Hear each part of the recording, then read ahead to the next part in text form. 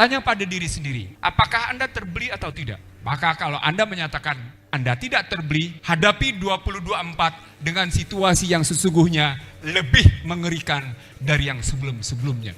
Lihat bagaimana Putin, lihat bagaimana Xi Jinping, lihat bagaimana negara-negara tetangga seperti Anwar Ibrahim, Lee Hsien Loong, atau bahkan katakan tegas-tegas bagaimana Marcos Junior punya sikap mengubah Rodrigo Guterres berpihak kembali ke Amerika. Indonesia mau mengatakan bebas aktif, tapi perilakunya banci. Ketika politik tanpa moral, ketika politik tanpa etik, dan ketika hukum tunduk pada kemauan politik, maka cuma Islam yang menjadi jawaban.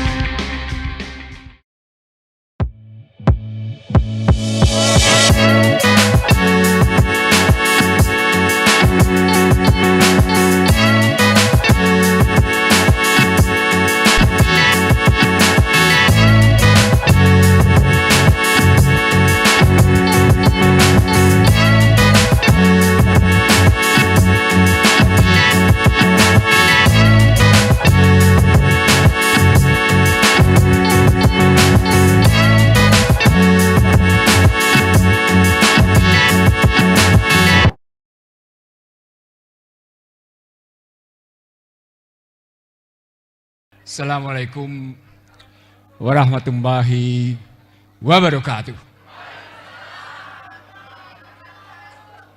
Bapak Ibu sekalian, satu hal yang saya percaya bahwa Anda terpanggil di sini karena 5 hal.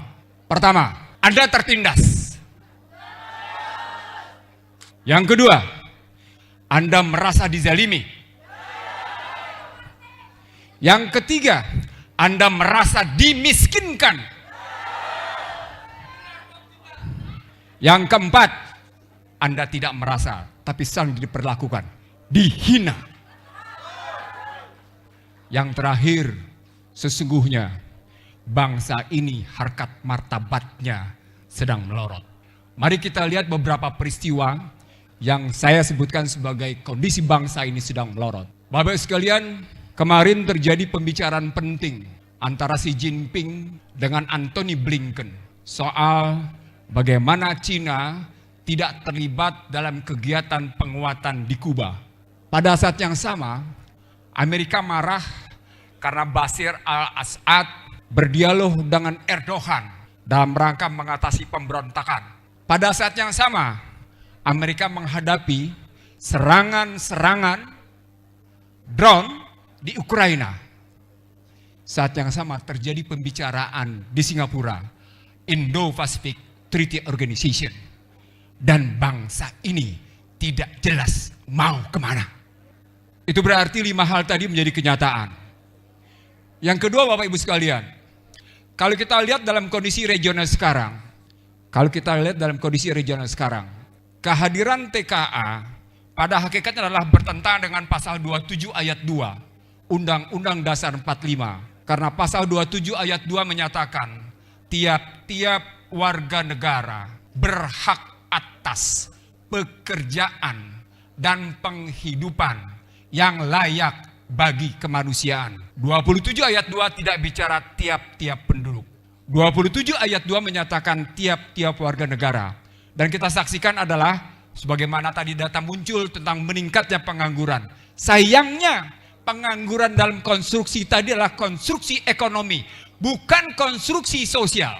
Bapak Ibu sekalian, kalau kita hadapi sekarang situasi di mana kemudian rakyat diam, menghadapi ketertindasan, menghadapi kezaliman, menghadapi penghinaan, menghadapi melorotnya harkat martabat, maka kata kuncinya satu, tidak ada yang tidak terkooptasi, tidak ada yang tidak terbeli. Maka Anda yang hadir di sini adalah Anda orang-orang yang tidak terbeli. Tanya pada diri sendiri, apakah Anda terbeli atau tidak? Maka kalau Anda menyatakan Anda tidak terbeli, hadapi 2024 dengan situasi yang sesungguhnya lebih mengerikan dari yang sebelum-sebelumnya. Pertama, perjanjian antara Kementerian Kesehatan dengan Bill Gates itu mensahkan bahwa tahun depan akan ada pandemi yang lebih mematikan dari COVID-19.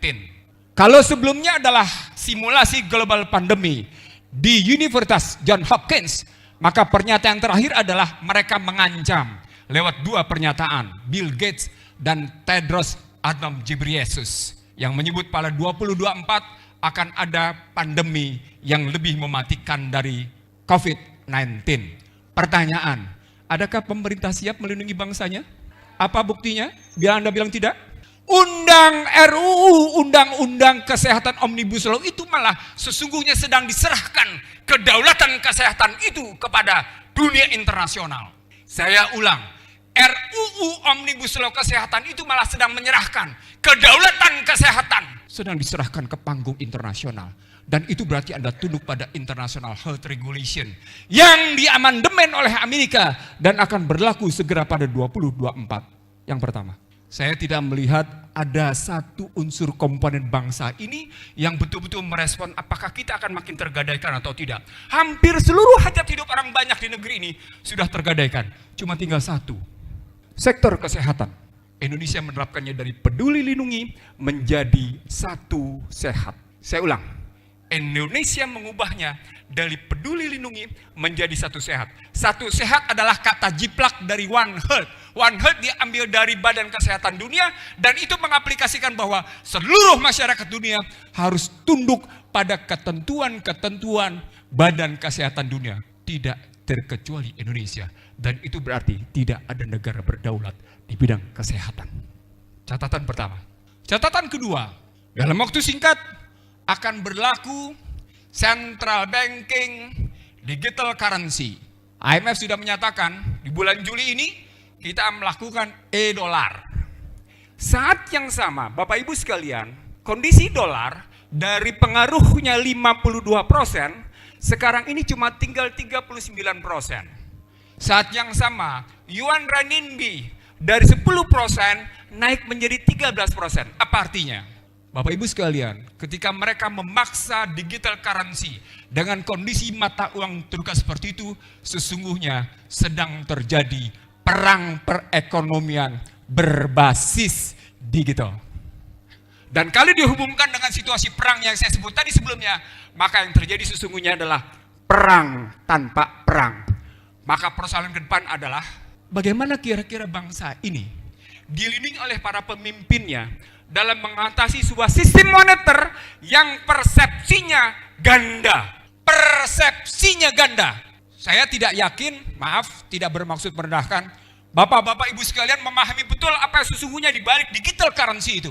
Karena kata kunci berikutnya adalah sebuah permainan persepsi di mana uang didigitalkan lalu ditransaksikan. Dan pada saat yang sama, hal yang ketiga, hanya satu negara yang terus-menerus menumpuk emas, yakni Amerika. Itu karenanya kajian mutakhir menyebutkan konflik tidak terjadi pada Ukraina, Rusia. Konflik tidak terjadi pada Selat Taiwan. Konflik tidak terjadi pada Laut Cina Selatan. Konflik terjadi pada Suriah.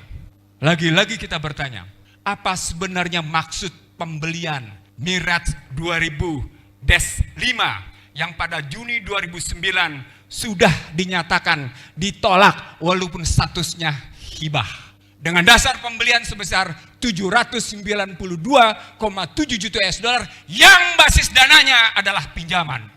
Juwono Sudarsono almarhum menyatakan, itu tidak gratis.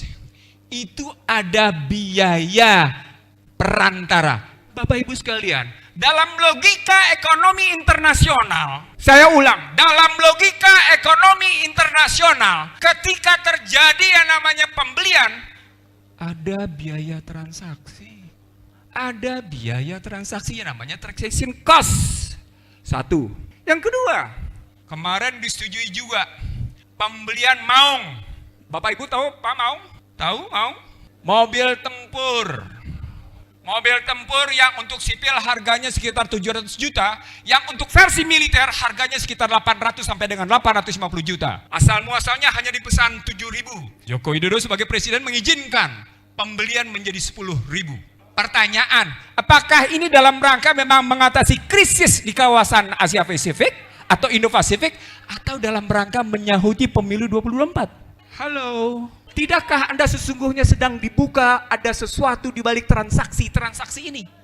Halo, apakah Anda sesungguhnya sedang diajak untuk melihat setiap yang namanya menjelang pemilu pasti terjadi transaksi-transaksi besar?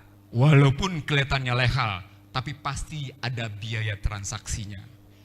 Bapak Ibu sekalian, sebagai penutup, kalau kita merasa kita tertindas, kalau kita merasa bahwa posisi kita dimiskinkan, bahwa kita merasa dijalimi, diperlakukan tidak adil, terhina, dan harkat martabat kita menurun, dan sementara elitnya seperti itu, kesalahannya ada di mana?